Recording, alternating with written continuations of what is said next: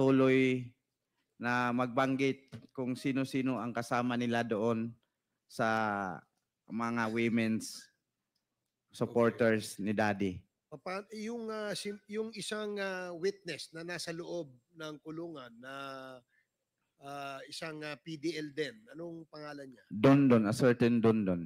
Certain Dondon. So there is a motion to invite the women who, according to the sinumpaang salaysay ni Kerwin Espinosa, ang siyang naglinis ng kanilang bahay bago po ni-raid ng membro ng Alvera Police ang kanilang bahay. And a certain Dondon who is a PDL and who apparently saw the incident that happened inside the jail. Is there a second? Is there a second? There's a second. Are there any objections?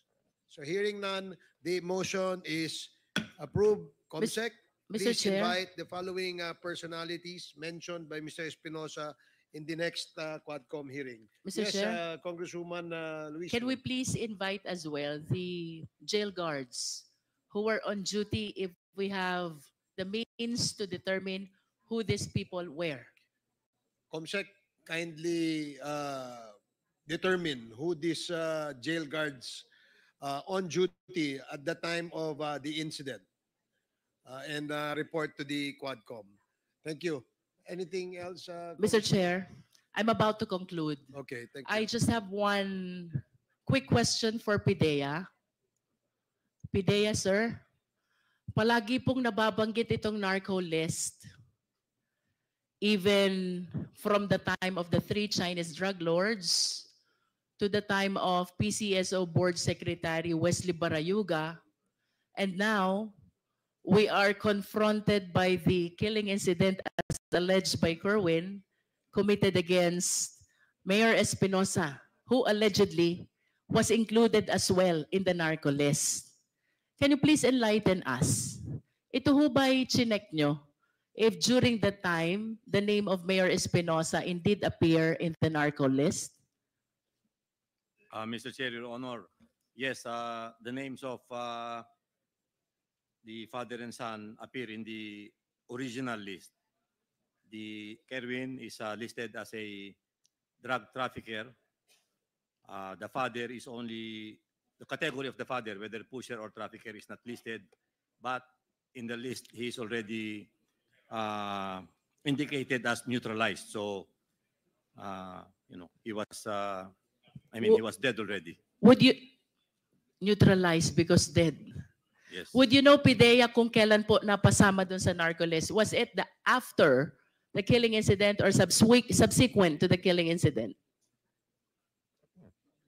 In the original list, it was already after the death of If Mayor you are Espinosa. saying, PIDEA, that it was after the incident, ibig sabihin po patay na si Mayor Espinosa nung napasama sa drug list? Ganun ho ba yun? No, Your Honor. What happened is that Mayor Espinosa is included in the list, but however, as the period or as the drug campaign continued, he would eventually be indicated as neutralized. So we could not ascertain whether he was a drug pusher, drug user, or whatever was his participation, Your Honor. Mr. Chair, I wish to manifest this drug list, the narco list, is indeed very controversial. As a matter of fact, as we go along our investigation, I've been asking our resource speaker whether during the hearing or off the hearing as to the origin, the people who validated, the veracity, and no one can indeed vouch as to the genuineness of the names which were included in the list. So I just want to raise this concern that being included in the list would really compromise not only the safety but the entire life of the people who are in this list. So I hope we can come up with something, validate, and come up with the true personalities who must be included in the narco list, Mr. Chair. To conclude, Mr. Chair, for whatever motive does Kerwin Espinosa have today, We welcome the information he gave, subject of course to stringent scrutiny. While recantation of testimony, samantalang ang pagbawi ng testimonya is frowned upon by the court. This will give us an opportunity to re-examine what really transpired relative to the raid on the house of Mayor Espinosa, the raid and killing against Mayor Espinosa which happened in Baybay Leyte, including the indictment and the incarceration of our resource speaker, and including those he named, which includes the former Senator Laila De Lima. It is clear, Mr. Chair, that the government continued the fight against illegal drugs, as it is indeed a menace to the Philippine society. But let us all be reminded, in a civil society like ours, we need to observe the rule of law. No less than the Philippine Constitution provides, Section 1, Article 3, no person shall be deprived of life, liberty, and property without due process of law. What happened to Kerwin and his father, if indeed true, is a complete violation of this constitutional guarantee. We laud the Quadcom, which includes this representation, in initiating the bill which criminalizes in a higher sense the extrajudicial killing. Mr. Chair, to conclude my interpellation, dahil nung nasa krami siya, si Kerwin, pinagbigay siya ng mensahe to certain personalities. Today, I wish to request Kerwin, can you please give your message para kay Laila De Lima, kay General Bato, at kay Presidente Duterte na lahat nabanggit mo kanina sa iyong testimonya? Una sa lahat,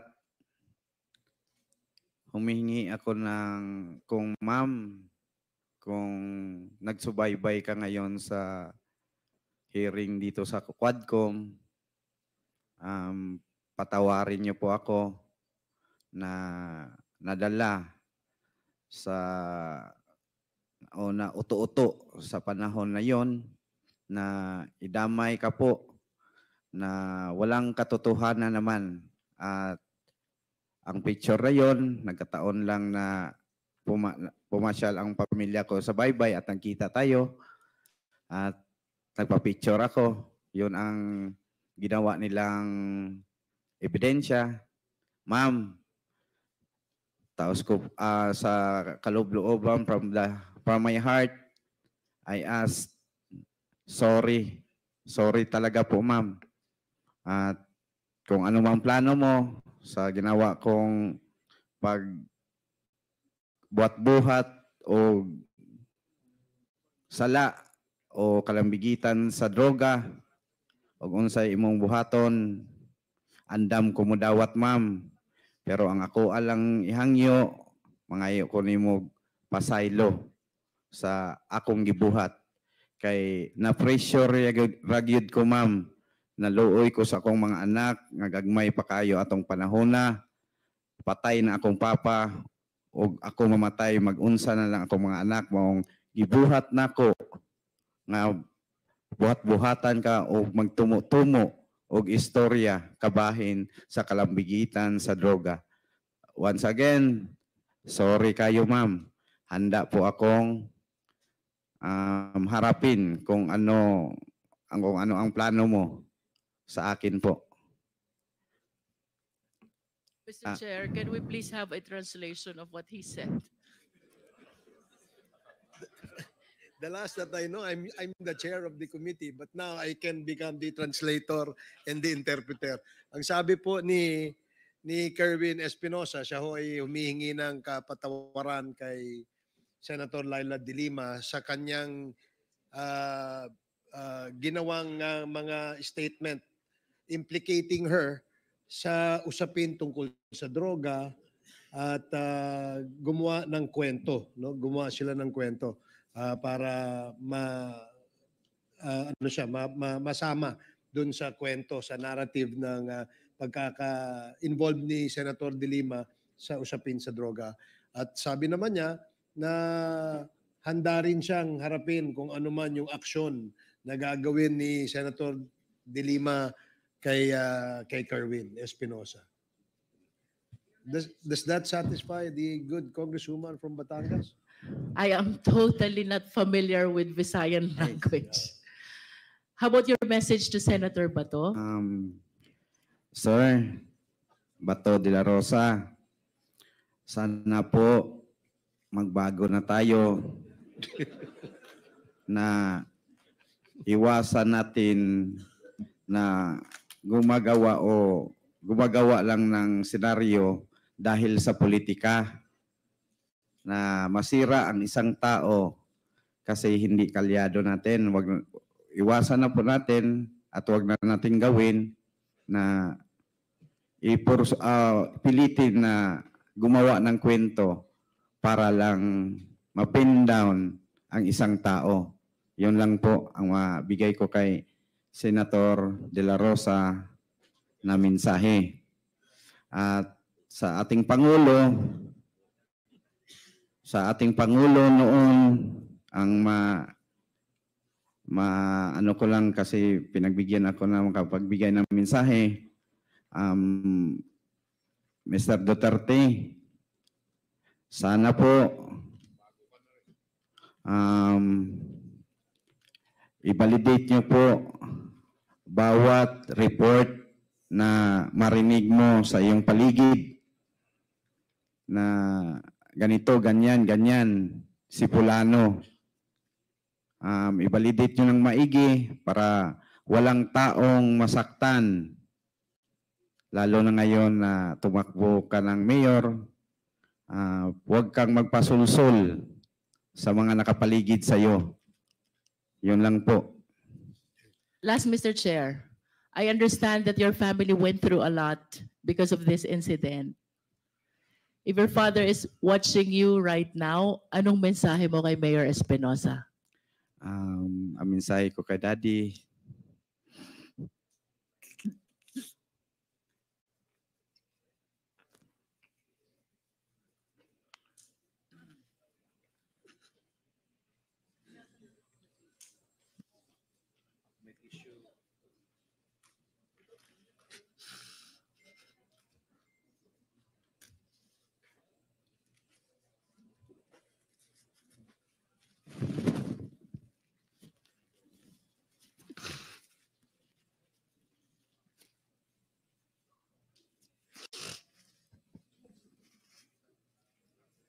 ang mensahe ko sa daddy ko, kung saan ka man naroon, huwag mo kaming abayaan, i-guide mo kami hanggat makuha ang hustisya ng iyong pagkamatay.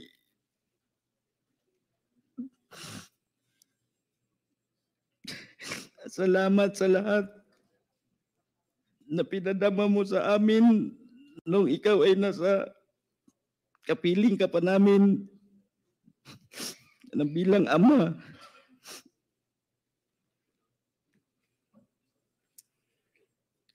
Basta di lahat gagawin namin ng mga anak mo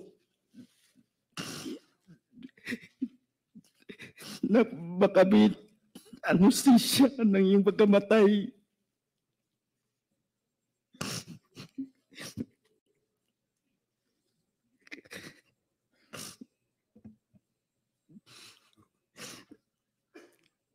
Padayon na lang di sa imo pagbanaw.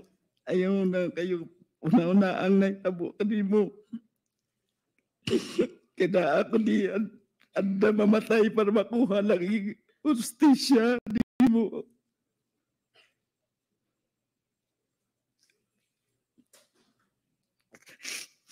Bisan tuod sa pagkamatay, wala na tanang kita.